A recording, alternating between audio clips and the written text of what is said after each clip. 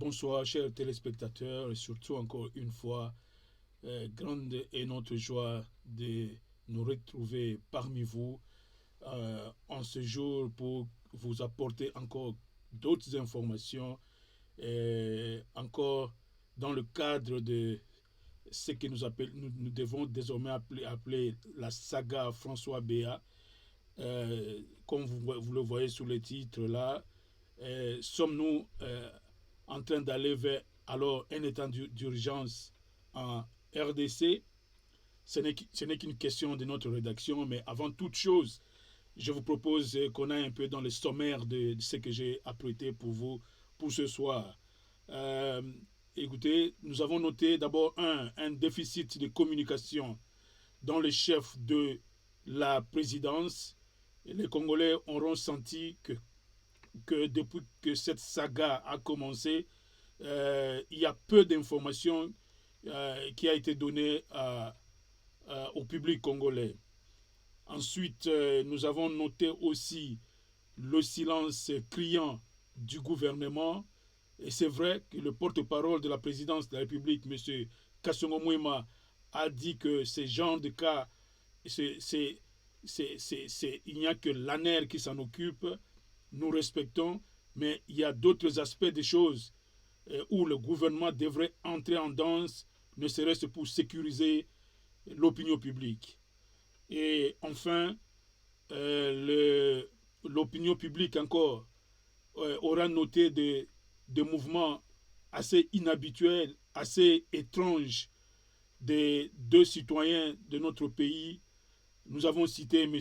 Joseph Kabila, qui, curieusement, pendant des moments aussi cruciaux que traverse notre pays, l'homme se retrouve curieusement à l'étranger et on nous signale que au moment où Joseph Kabila se trouve curieusement à l'étranger, hier seulement encore son frère, M. Zoé Kabila, a été arrêté en tout cas a été stoppé, pas arrêté, mais en tout cas stoppé par l'immigration, où il voulait voyager pour rejoindre son frère Joseph Kabila en Afrique du Sud. Euh, c'est juste un voyage, mais pour des analystes, ça nous amène à penser un peu et à réfléchir quelque peu à haute voix. Voici les trois éléments qui se trouvent dans le sommaire de cette émission. Nous voudrions un peu réfléchir autour de ce que nous appelons aujourd'hui l'affaire François Béat. Tout le monde parlait de coup d'État. Un coup d'État suppose une action avec des militaires. Mais nulle part dans le communiqué du conseiller en communication du chef de l'État, M. Kassongo Mouema, nous avons entendu quelque chose de pareil. Nous nous en tenons donc à cette déclaration du conseiller en communication du chef de l'État, parce que c'est lui la bouche du chef de l'État, qui s'est exprimé, mais nulle part. C'est pourquoi vous voyez que nous sommes réservés maintenant à parler d'un coup d'État. Bon, on nous parle maintenant que ce n'est plus un coup d'État, mais c'est plutôt une situation aussi confuse, vraiment confuse, où on parle de l'atteinte à la sûreté de l'État. Qu'est-ce qu'on attend par atteinte à la sûreté de l'État? Nous avons dit que nous avons réellement noté un déficit de communication. Quand une information prend le temps avant de venir, avant que vous puissiez la livrer, mais moi je pense que la présidence de la République a eu du temps pour étudier comment elle pouvait communiquer le problème aux Congolais. Mais quand la présidence choisit des termes du genre oh, il y a atteinte à la sûreté de l'État. Mais qu'est-ce qu'on attend par atteinte à la sûreté de l'État? Est-ce que le service de communication du chef de l'État croit en disant ceci, qu'ils ont suffisamment donné l'information aux Congolais. C'est vrai, c'est une affaire que normalement on ne devrait pas rester là en train de commenter, parce que quand on parle d'atteinte à la sûreté de l'État, normalement c'est une affaire des services de renseignement qui doivent s'en occuper et vite essayer de trouver la solution. Mais moi je suis ici dans la perspective de communication. Le Congolais attend une information des officiels, et vous arrivez, voici ce que vous communiquez. Oh, nous, selon des enquêtes, il y a eu atteinte à la sûreté de l'État, et c'est pour cela que vous avez pris le responsable du renseignement congolais et vous l'avez mis aux arrêts. Nous voulons bien, s'il est coupable, il doit être aux arrêts. Mais seulement nous disons que, est-ce que les Congolais ont été suffisamment informés? Quand nous disons suffisamment, ce n'est pas que vous puissiez venir avec toutes les pièces du dossier pour l'étaler au grand jour. Nous savons que c'est une question sensible. Parce que sous d'autres cieux, c'est vrai, on ne viendrait pas aussi avec toute l'information, surtout que les investigations sont en cours. Mais nous estimons que le porte-parole du président de la République est venu encore ajouter aux Congolais de l'inquiétude. Parce que là, tout le monde, les commentaires vont dans tous les sens maintenant. Atteinte à la sûreté de l'État, c'est quoi? C'est que nous serons encore une fois envahis dans quelques jours. Qu'est-ce qu'il attend par atteinte à la sûreté de l'État? C'est des troupes étrangères qui vont encore envahir le Congo. C'est peut-être une rébellion qui veut commencer. Et François Béa était derrière et serait derrière ça. Ou il était de connivence avec un pays tierce pour attaquer le Congo. Mais la communication telle que donnée ne dit absolument rien. Et nous avons vu un Kasongo Mouema relaxé, confiant qu'il a communiqué. On ne communique pas comme ça. Surtout quand vous communiquez à un public que vous voulez sécuriser. Et puis à la fin du message, M. Kasongo Mouema, vous recommandez à la population de vaquer à leurs occupations. Qui va vaquer à ses occupations quand il se dit que quelque chose est en train de se tramer? À tout moment ici, les balles peuvent crépiter. Et à tout moment ici, peut-être, on a vécu la situation avec Laurent Désiré Kabila. Quand les troupes rwandaises on leur a demandé de retourner dans leur pays, arrivés à Kigali, ils ont fait un demi-tour et ils sont allés dans le Bas-Congo. Tout le monde sait comment a été Kinshasa. C'était la panique totale, l'électricité a été coupée et tout ça. Mais si les Congolais s'imaginent une scène comme ça encore une fois, mais vous ne savez pas que déjà, seulement en disant ce que vous avez dit là-bas, vous avez plutôt ouvert la porte à la rumeur. Et vous demandez à ce que, non, que ceux qui communiquent dans les médias sociaux, dans les télévisions et les journaux ne puissent pas mettre de l'huile au feu. Personne ne veut mettre de l'huile au feu. Ce que nous voulons, que le Congo soit en paix. Nous tous là, en tout cas, je ne vois pas un journaliste congolais qui, lui, serait content que le Congo soit en feu. Personne ne veut cela. Et même si vous voulez que même les médias, si vous voulez que les médias communiquent bien, mais aidez ce média avec les informations. Un média à qui on ne fournit pas l'information. Mais le média se livre à des commentaires dans tous les sens. Dans tous les sens. On dirait comme si on était dans un vieux système communiste ou la Chine communiste de l'époque de Mao Tse-tung, où le leader pouvait mourir et on cachait l'information, même, et puis on annonçait au public un mois après. L'embargo de l'information cultive la rumeur. Donc la rumeur doit aller bon train. La communication de la présidence de la République n'a pas été suffisante. Aucun Congolais ne sait ce qui est arrivé. Atteinte à la sûreté de l'État. C'est tout et rien. Ça peut être tout et rien, justement. Mais ce qui dérange, nous disons, voici un officiel congolais,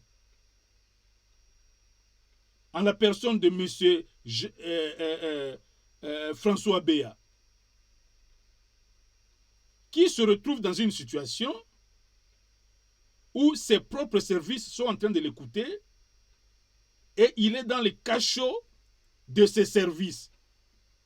Et c'est depuis samedi que cet homme a été dans ses services en train d'être entendu. Et jusqu'à aujourd'hui, il demeure là-bas. Ce n'est pas que quelqu'un qui va être entendu et puis il rentre chez lui. Il est en instance d'arrestation. Et c'est là où nous disons aussi, nous constatons, mais est-ce que moi, dommage que je ne suis pas un juriste, mais je me dis que toute arrestation d'un citoyen dans une démocratie, parce qu'on a toujours crié que la RDC maintenant est une démocratie. Peut-on détenir quelqu'un, même s'il y a des soupçons aussi élevés, comme ce qu'on reproche à François Béa, plus de 5 jours? Que dit la loi, messieurs les juristes? Que dit la loi? Si la loi le permet, je suis tout à fait relax. Si la loi le permet, relax. Mais je voudrais connaître ce que la loi dit. Quelqu'un, un citoyen dans une démocratie, ici, en Europe par exemple, même les terroristes, quand ils sont arrêtés, les procureurs font tout pour faire vite afin que leur culpabilité soit établie vite, alors ils vont en prison. Si ce n'est pas le cas, vous le relaxez et vous le ramenez le matin. Mais vous le relaxez, il doit aller chez lui. Il doit aller chez lui. Et c'est ça la démocratie. Quand nous disons que nous ne sommes peut-être pas encore préparés à la démocratie, non, on s'est dit non, il faudrait plutôt faire beau, faire que non, écoutez, le pays, la RDC, c'est une démocratie. On ne peut pas être une démocratie et ne pas appliquer les règles de la démocratie. Je pose seulement la question aux juristes, est-ce qu'un citoyen de la République peut être en instance d'arrestation pendant plus de 5 jours sans qu'on ait établi les motifs de sa culpabilité ou sans qu'il soit transmis aux instances judiciaires pour être entendu par un juge? Je veux bien. L'ANER a beau faire son travail. Mais pourquoi vous avez mis ça à la place publique? Encore une fois, je ne m'en prends pas à l'ANER. L'ANER est là pour faire son travail, pour sécuriser le pays, pour sécuriser nos institutions. Un coup de chapeau à ces gens qui travaillent dur pour nous. Mais seulement nous voulons être sûrs que la procédure en la matière est suivie. M. Béa a rendu beaucoup de services à la nation. S'il a voulu se détourner de cette même nation, qu'on l'arrête. Mais dans la bonne procédure, s'il vous plaît. C'est ce que nous voulons seulement. En tant que journalistes, nous observons. Mais si les éléments de sa culpabilité, heureusement que le porte-parole de la présidence a dit qu'il y a des indices sérieux.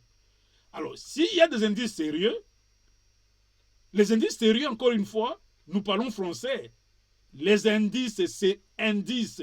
On n'est qu'au niveau des indices. On n'est pas au niveau des évidences. Et comme ce n'est pas encore une évidence, parce que le droit marche avec les évidences, ce n'est pas les indices. Le droit marche avec les évidences. Alors, s'il n'y a pas encore d'évidence, mais M. Béa devrait être relaxé, peut-être mis en résidence surveillée et rentrer chez lui. Cet homme ne devrait pas dormir plus de 5-6 jours au cachot. J'espère que ce n'est pas le cas. Nous avons dit, e-Canal Télé, nous sommes le quatrième pouvoir, nous sommes le gardien de la démocratie. Nous voulons que les choses, que tout marche bien. Nous n'avons pas dit relaxez-les, laissez-les en paix. Non. Nous disons seulement, suivez la procédure. Je crois que le président de la République lui-même, quand il a pris le pouvoir, il avait dit que l'ANER n'est plus ce service qui traque les Congolais. Ça ne peut pas traquer les Congolais. Monsieur Béa, jusqu'à preuve du contraire, c'est un citoyen congolais. Et nous estimons au niveau de e-Canal Télé qu'il ne peut pas être traqué dès lors qu'on n'a pas de preuves établies sur ce qu'il a fait. Nous ne prenons pas parti pour lui, mais nous voulons seulement que la démocratie règne. Et s'il a voulu trahir le Congo, mais qu'il ait la sentence suprême. Mais cette sentence suprême, je ne crois pas que c'est la NER qui va décider ça. C'est un juge congolais qui doit décider ça. Je rappelle un peu la procédure seulement, que c'est ce que les Congolais attendent. Que bon voilà, la NER a fini ses investigations, et puis le dossier est transféré chez un procureur qui, lui, va prendre le dossier et amener devant un juge, et l'homme sera jugé, et les Congolais, qu'est-ce qu'ils voudront en ce moment-là?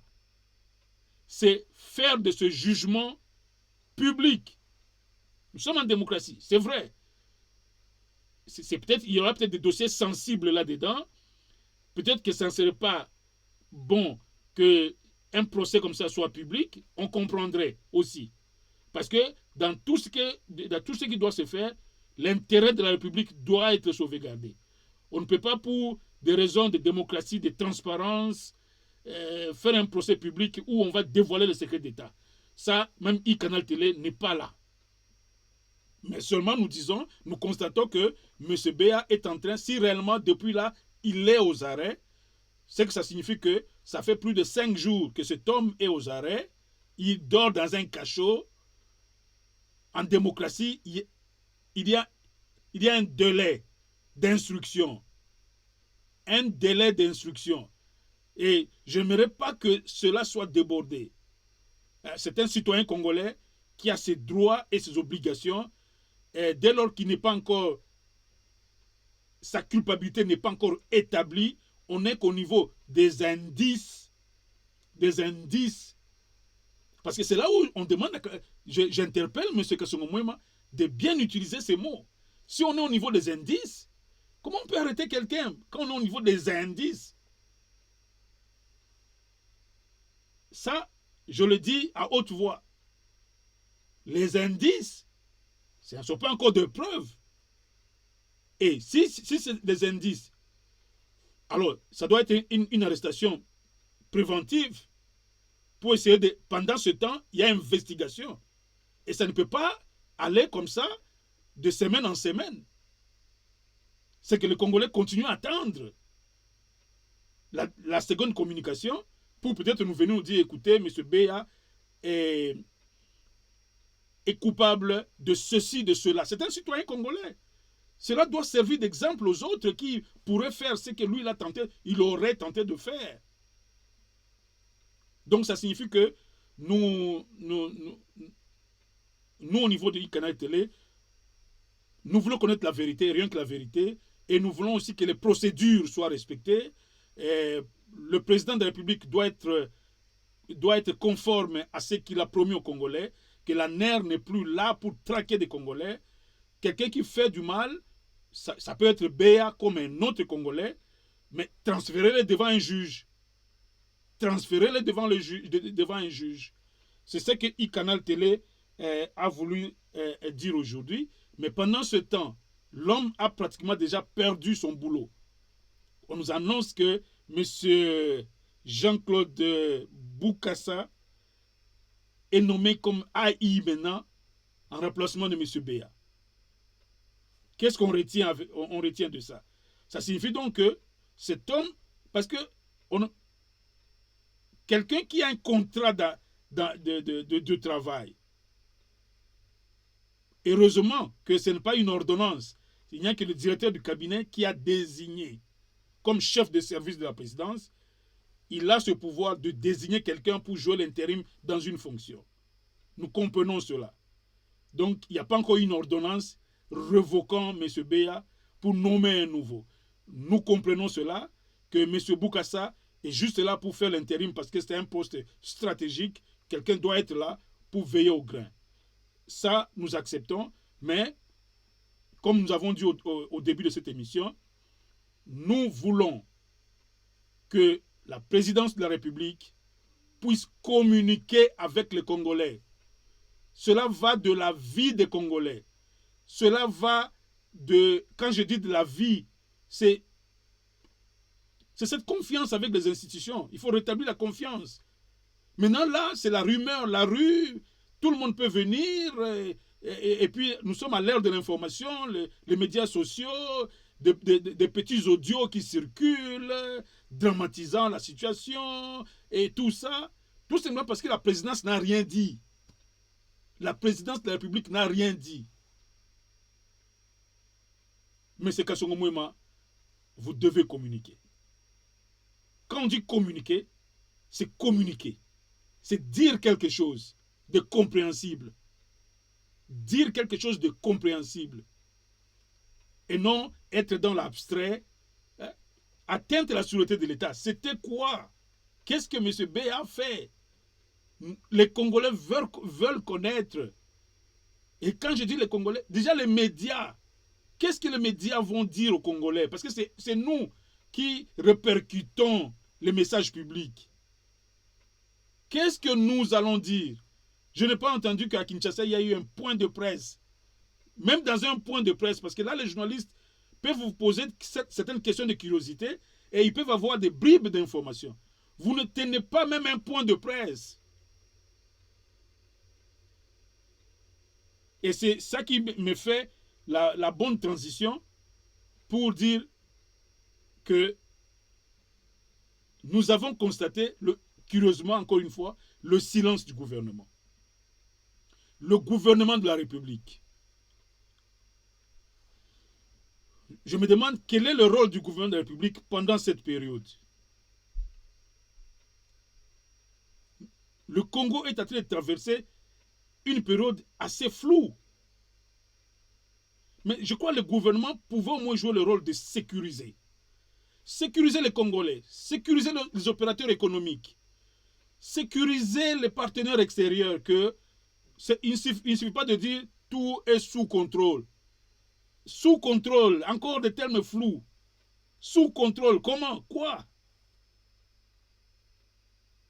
Il y a déficit de communication. Et puis au sein du gouvernement, Sama Lukonde, comme nous l'avions dit dans une précédente émission, cet homme dont la Constitution lui donne des pouvoirs clairs de gérer le pays, devrait rebondir à un certain niveau, au travers ne serait-ce son ministère de l'Intérieur, ou bien s'il y a des problèmes vraiment de la sûreté de l'État, nous devrions voir des mouvements, même au niveau de nos troupes, c'est-à-dire le ministère de la Défense, mêlé à la chose, pour mobiliser nos troupes, mettre nos troupes en alerte. Et c'est ce qu'on n'a pas vu. Vous dites qu'il y a eu atteinte à la sûreté de l'État. Mais nulle part on a vu un quelconque mouvement de nos troupes, ne serait-ce dans nos frontières. Et les frontières les plus poreuses, comme celle de l'Est, par exemple. On n'a pas vu un mouvement comme ça. Qu'est-ce qu'on attend? On attend que peut-être qu'il y ait un mouvement des troupes qui s'amassent sur notre territoire et qui prennent le territoire qu'on commence à dire, ah non, aujourd'hui, Tshisekedi ne gère qu'une partie du pays. Parce que vous avez laissé les gens entrer chez nous. Ça, ce sont les questions que les Congolais se posent. S'il y a eu atteinte à la sûreté de l'État, nos militaires devraient être en alerte. Nos militaires devraient être en alerte. Le Congo ne peut plus se permettre ce luxe-là de voir des troupes étrangères conquérir notre espace et peut-être même le confisquer parce qu'ils ont occupé le territoire, dire ah non maintenant le gouvernement central ne contrôle que une petite partie du pays où il y a une partie du pays qui échappe. Nous ne voulons plus cela. Les Congolais en ont souffert. Les Congolais en ont souffert parce que nous qui communiquons et le peuple congolais en général, personne ne sait ce qui s'est passé. Vous qui savez ce qui s'est passé, vous qui avez le contenu de ce que vous avez mis dans le cadre de l'atteinte à la sécurité, à la sûreté de l'État, mais montrez-nous par des signaux que vous êtes en train de sécuriser les Congolais. Montrez-nous par des signaux. C'est pourquoi nous disons, ne sommes-nous pas là en train d'aller peut-être vers un état d'urgence? Parce que nous disons, si la situation n'est pas bonne, si notre intelligence a été vendue, par exemple à un pays étranger, qui serait prêt à nous attaquer. Mais écoutez, c'est ce que nous disons. Mettez nos troupes en alerte. Mettez nos troupes en alerte. En tout cas, et cela, qui va le faire concrètement? C'est le ministre de la Défense, c'est le ministre de l'Intérieur, qui, lui, la sécurité, tout ça, est sous sa tutelle, quoique c'est au niveau de la présidence, l'ANER dépend directement de la présidence. Mais s'il faut mettre en danse notre armée, le ministre de la Défense doit intervenir. Donc, voici autant d'éléments, mais aucun Congolais n'a remarqué un seul petit mouvement dans ce sens. C'est pourquoi vous voyez que les gens ne parlent même plus de coup d'État. Coup d'État, c'était donc un mouvement interne avec des militaires du pays organisés à leur manière et qui font une déclaration et qui neutralisent le pouvoir en place. Il n'en est donc plus question. Ce n'était donc pas un coup d'État selon la déclaration de la présidence. Sûreté, c'est encore plus grave. Atteinte à la sûreté de l'État. C'était quoi? C'était quoi? Écoutez, ça c'est un journaliste qui se pose des questions. Quand même moi, un journaliste, je ne sais pas donner le contenu à l'atteinte à la sûreté de l'État, et vous voulez dire que le Congolais moyen là dans la cité, il a un contenu à ça. Et puis M. Kassogoumé prétend qu'il a communiqué. Non, s'il vous plaît, essayez de communiquer. C'est la moindre des choses. Et cette communication devrait venir peut-être une fois par jour, un petit point de presse, une question à laquelle vous ne pouvez pas répondre. Non, là, je ne peux pas répondre parce que je ne vais pas empiéter au niveau de... Appelez les journalistes. Appelez les journalistes. On dit, bon, à 14h, un petit point de presse. Vous venez, oh bon, qu'est-ce que... Ah non, ça, je ne réponds pas. Oui, il y a ceci. C'était, comme nous avons dit, atteinte à la sûreté de l'État. Vous savez, atteinte à la sûreté... Quelqu'un peut vous poser la question, un journaliste peut dire, c'est quoi atteinte à la sûreté de l'État? Ah bon?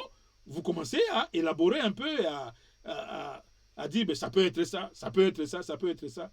Et dans tout ça, c'était quoi alors? C'est ça le journaliste. Et le journaliste va dire, et vous dites, bon, écoutez, je ne peux pas aller plus loin que ça. Faites cet exercice-là. C'est ça la démocratie. Le peuple a le droit de connaître comment son pays est géré. Donc, nous avons aussi constaté quelque chose d'anodin. Et puis, le gouvernement de la République ne dit rien. Joseph Kabila, comment il s'est fait qu'en ce moment précis, Joseph Kabila doit être à l'extérieur? Pourquoi? Ça, c'est un homme qui devrait être... Le service de renseignement devrait rappeler cet homme à rentrer au pays. Pas parce qu'il est fautif. Non, non, non. Rentre au pays. Rentre ici. Rentre ici. Parce que cet homme est détenteur de beaucoup de réseaux de communication. Détenteur même de notre... C'est lui qui a forgé pendant 18 ans notre système de sécurité. Pendant que le pays vit une situation de psychose comme ça, vous laissez quelqu'un d'aussi dangereux être à l'extérieur du pays?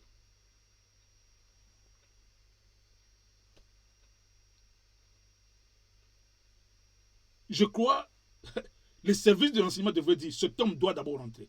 Alors qu'on apprenne que lui, il a refusé de rentrer. Alors comme ça, il se tape un exil. Il se tape un exil. Hein? Il se tape un exil. En fait, c'est ça. Donc, dans tout ce que vous faites là, essayez de penser un peu au peuple congolais. Essayez de penser au peuple congolais. Parce que là, ça ne va pas. Là, ça ne va pas. On fait tout, mais ceux que vous prétendez protéger, ils sont en dehors du système. Ce n'est pas parce que vous dirigez que vous payez ce luxe de... C'est vrai, il y a des informations protégées. Mais faites un effort de communiquer et faites un effort de sécuriser les gens. Déjà, seulement la présence de Joseph Kabila en Afrique du Sud, ça ne sécurise même pas les Congolais. Parce que les Congolais connaissent la force de nuisance de cet homme. Les Congolais connaissent la force de nuisance de cet homme. Et quand vous voyez encore une coïncidence, pendant que le pays est dans ce climat ici, c'est son petit frère Zoé qui voulait le suivre là-bas. Quoi faire là-bas? En ce moment précis. En ce moment précis. Non, soyons sérieux. Nous ne voulons pas crier à la complicité avec ce qui se passe peut-être à un certain niveau. Nous estimons que ceux qui dirigent le pays aujourd'hui, ils aiment la RDC et ils ne sont en connivence avec personne. Nous osons croire ça, que ceux qui dirigent le pays ne sont en connivence avec personne et surtout pas les ennemis de la RDC. Et si tel est le cas, protégez le pays. En ce moment précis, Kabila ne serait pas dehors. Ça, c'est notre point de vue au niveau de la rédaction. Kabila ne serait pas en dehors du pays. Donc, nous estimons que nos services devraient veiller à ces choses pendant que je parle.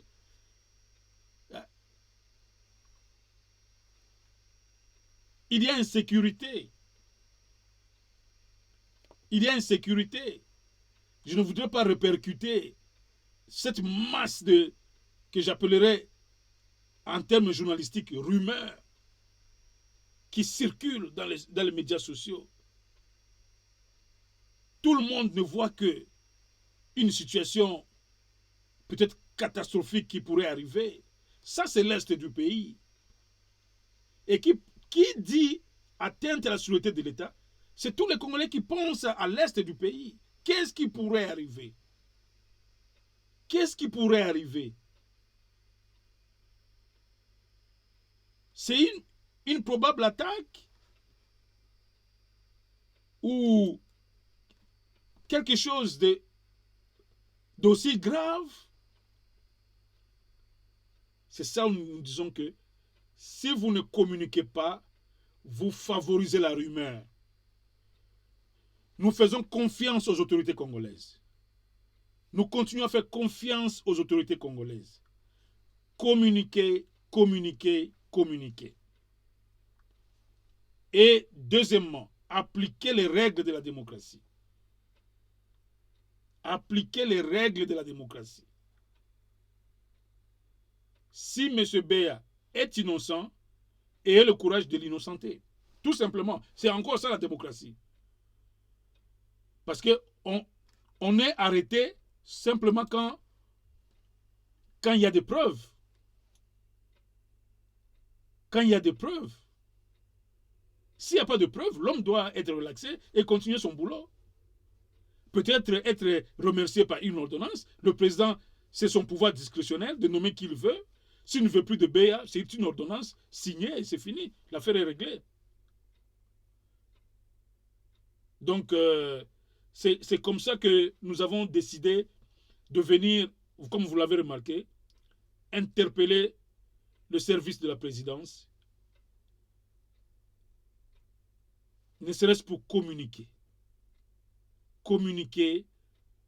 Et ce n'est pas nous ici qui devons relayer la rumeur. Une rumeur reste rumeur tant que ces rumeurs-là ne se sont pas transformées encore à des faits. Elles restent les rumeurs. Et nous ne pouvons pas venir répercuter ces rumeurs ici. Mais la seule chose que nous disons, c'est comme à Kinshasa maintenant. Oh non, à partir de 18h, soyez tous dans la maison, il y a quelque chose qui arrive, la rumeur circule. Parce que vous avez favorisé la rumeur. Vous avez favorisé la rumeur. Les familles des gens sont là-bas au Congo. Les pauvres personnes qui n'ont pas de provision de nourriture à la maison. Imaginez-vous que quelque chose leur arrive et que quelque chose de subit arrive. Permettez aux gens de se préparer. Si réellement il y a un problème, permettez aux gens de se préparer. Je n'aimerais pas parler ici, par exemple, de la conférence de bas de Mme Kasavubu. Mme Kasavubu, je ne sais pas si elle est dans le secret de Dieu ou elle est en train de voir la chose venir. Cette dame, dans sa conférence de bas, a clairement fait savoir que à la réunion Union africaine et Union européenne du 17 février prochain, elle a mis en garde, elle a mis en garde les responsables les leaders, je veux dire, qui vont se réunir. Parce que la question sur la RDC fera partie de débat. C'est là où même nous, on s'est posé la question. La RDC fait partie du débat? Pourquoi? Est-ce qu'il y a un problème que nous ne sommes pas en guerre? La RDC n'est pas en guerre. La RDC a un pouvoir en place. Les institutions fonctionnent. Mais on nous signale que la RDC est dans l'agenda de cette réunion du 17 au 18 février prochain à Bruxelles. Pourquoi a-t-on mis la RDC dans l'agenda? Selon Mme Kasavubu,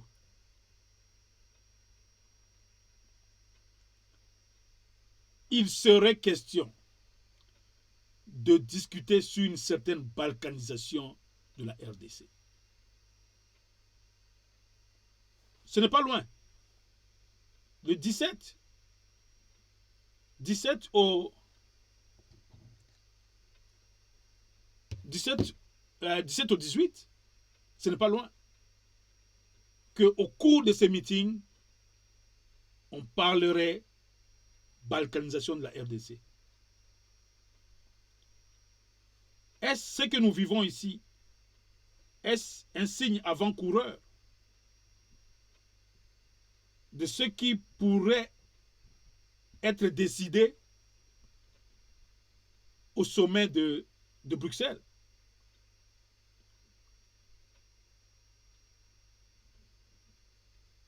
Et quand on dit balkanisation, on sait qui envie le territoire congolais. Et Mme Kasavubu, de marteler, elle a été ferme. Elle a dit, si vous avez pensé parler du Congo dans le positif, ce pays-là n'appartient pas à ceux qui sont à Kinshasa seulement. Ce pays appartient à tout le monde. Non à la balkanisation du Congo, non à la cession d'un iota du territoire congolais. Et ce discours-là est accepté par tous les Congolais. Aucun Congolais n'acceptera qu'un seul iota de son territoire soit accordé à un pays étranger. Donc ça signifie que tous les Congolais ont leurs yeux braqués à Bruxelles. Si quelque chose va se tramer dans ce sens. Et si on osait quelque chose de pareil, la réaction ne se fera pas attendre. Donc, voilà la situation. Si la situation actuelle est liée à ce que j'appelle crise qui pourrait être créée à Bruxelles le 17 prochain, je dis à Mme Kasavubu, vous avez bien fait d'alerter l'opinion. Tout le monde est sur ses gardes et on attend. Mais pendant ce temps, cette émission était seulement destinée à poser la question au service de la présidence, ne serait-ce pour aider les Congolais à comprendre. À comprendre que vous parliez de coup d'État, mais ce n'est plus un coup d'État, c'est plutôt une atteinte à la sûreté de l'État. Mais qu'est-ce qu'on n'attend pas à la sûreté de l'État? Personne ne sait définir cela. Moi qui suis sur le plateau, je ne sais pas définir cela. C'était atteinte à la sûreté de l'État. Qui, avec qui, comment, bon, on sait M. Béa serait impliqué. Était-il le seul? Était-il le seul à entrer dans cette complicité? Point d'interrogation. C'est là où nous attendons la réponse du gouvernement. Soit le gouvernement entre en danse pour préparer nos troupes s'il y a un problème d'insécurité. C'est le gouvernement qui devrait entrer en danse. On n'a pas encore vu aussi un signe pareil. Donc nous supposons que tout est calme. Il y a eu seulement un complot, mais tout est apaisé maintenant.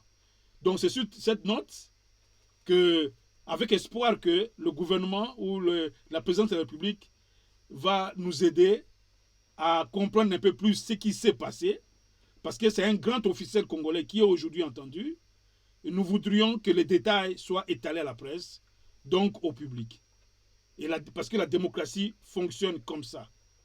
En dehors de ça, ça serait encore de la dictature, ça serait du communisme chinois, et là, ça ne passe pas.